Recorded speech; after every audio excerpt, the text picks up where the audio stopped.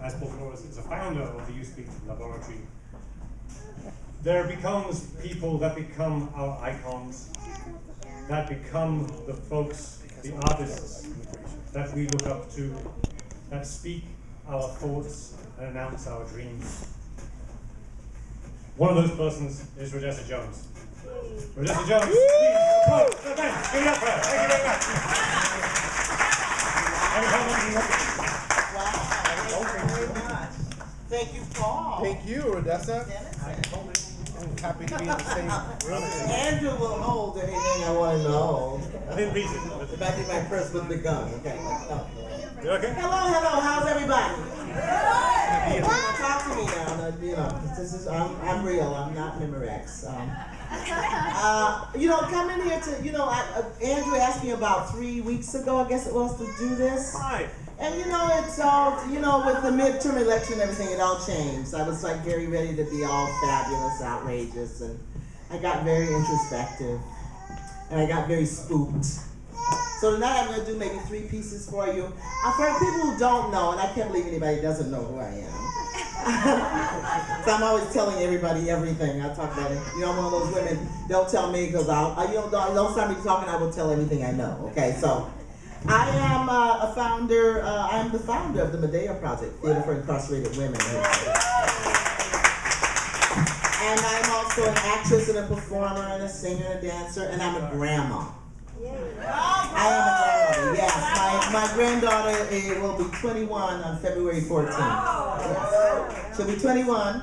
And I thought I'd begin tonight with a piece that she sort of reminded me of because I talked to her this morning. She's in Atlanta. She's coming for Thanksgiving. Her name is Chaz Nicole. And she started telling me about For Colored Girls. How many people have seen For Colored Girls? Not yet. I want to see it. Please see For Colored Girls for me, okay? If you're not interested in it, go see it for me. Intezaki Shange wrote this piece 25 years ago. 74. And when I saw it on Broadway, I was with John Raskin, who was a member of Grova.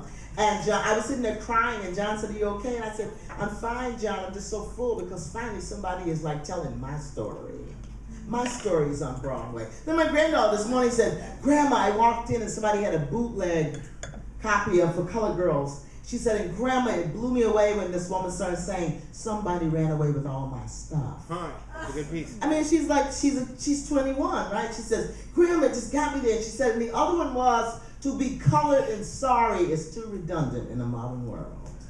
And she's 21, and this was before she was born. So anyways, I thought I would do, for people who don't know, the critics are a little bit confused about what this is all about, but I brought that one, and I brought a couple of other ones. But I think I'd begin with For Colored Girls Who Consider Suicide When the Rainbow Is Enough. And the first one is entitled Dark Phases. I'm 62, so I can't see. Forgot my glasses. Dark phases of womanhood, of never having been a girl. Half notes scattered, without rhythm, no tune. Distraught laughter falling over a black girl's shoulder. It's funny. It's hysterical. The melody-lessness of her dance. Don't tell nobody. Don't tell a soul. She's dancing on beer cans and shingles. This must be a spook house. Another song with no singers, lyrics, no voices. And interrupted solos, unseen performances. Are we ghouls? Children of horror? The joke? Don't tell nobody. Don't tell a soul. Are we animals? Have we gone mad? I can't hear anything but maddening screams and the soft strains of death. And you promised me, somebody, anybody, sing a black girl song. Mm-hmm. Bring her out to know herself, to know you. But sing her rhythms, her cares, her strengths, hard times. Sing her song of life. Don't forget the Congo, y'all. That's another colored girl. She's been dead so long, closed in silence so long, she doesn't know the sound of her own voice, her infinite beauty. She's half notes scattered, without rhymes, no tune. Sing her songs. Sing her sighs. Sing the song of her possibilities. Sing a righteous gospel, the making of a melody. Let her be born. Let her be born and handled warmly for colored girls who consider suicide when the rainbow's enough. Thank you. Thank you.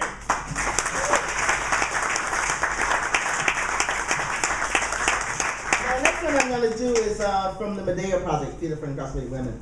And it's based on a group poem that we made as a company, and it's entitled She. And She was made the first year. I've been doing the Medea Project for 20 years now. And the first year I worked in the jails, I was met with the dilemma of the reality of what I was doing. You see, there was a woman by the name of Bianca Robinson. And Bianca Robinson was in jail at Bruno for prostitution. But while she was in jail, her baby was killed on the street. And all of a sudden this woman is howling at the moon. And everybody's like, what's up? What do we do? And this woman thought that they were going to let her out to go to the funeral. She was in jail. And as a director, I was thinking, well, how do we even talk about this? So I need for you to help me. Now, come on, they've done this in Africa. We do it everywhere. Come on, San Francisco. So whenever I say nobody, you say nobody. You ready? Talk to me, you ready? Yeah. All right, y'all, wake up. I know we had the wine and the chocolate and the chicken. But come on now. Nobody told her. Nobody. Now she can't believe it when it's said. Born behind the 8 ball. Life's a house of cards. Everything's fine as long as there's no wind. Nobody told her. Nobody. All blown away. House, money, children, love, life. Nobody told her. Nobody. Told her. Nobody told her. Thank you, baby. Nobody told her. Nobody. That she's the one waiting on that street corner, in the alleyway, in the hotel room. She's the one who loses it all. Nobody told her. Nobody. That nothing much is expected of her. Therefore, she doesn't have to hope for much. Nobody told her. Nobody. That she's getting on that train, in that car, and she's caught in the traffic. And where is this destination? West Highway? MacArthur Boulevard? Ellison Taylor? Cap Street? Nobody told her. Nobody. That while doing time for prostitution, trying to get enough money to feed her baby, nobody told her. Nobody. That her baby's brains would be splattered on the back seat of a car in the Tenderloin. Nobody told her. Nobody. Nobody told her. Nobody. Nobody told her. Nobody. So how could she know? Nobody. Nobody. Thank you. That's She by the Medea Project. Thank you. Now, you know, this next poem I'm going to do is actually for, it's written by somebody in the Medea Project as well. And, but it's actually for Barack Obama, for Eminem. Okay. You see, you know, with the midterm elections, I feel, you know, I worry about Barack. I don't feel bad for him because the brother is a bad motherfucker and he's gonna deal, okay? But Barack Obama has always been in danger because of the color of his skin, okay? Thank you. Barack Obama thought he was free. When he ran for president, he thought he was free. Yes, he did. And then he runs up against the dilemma that he ain't free. Yeah, he's tough, but he ain't free. He has no legitimacy because he is a brown man, a black man in America. Much as we want to, but you know, I voted in the midterm elections. I know a lot of people did, and I know he needs the support because, you know, when you're lost in Juarez, and it's Easter time too, and your gravity fails and negativity don't pull you through. Don't put on any airs. When you're down on Rue Morgue Avenue, they got some hungry women there, and man, they'll make a mess out of you. Well, I started out on Burgundy, but soon hit the harder stuff. Everybody said they stand behind me when the game got rough. Oh, but the joke was on me. There was no one left even to blush, especially not in Washington. I'm going back to New York City. I do believe I've had enough. So this is entitled Nigga.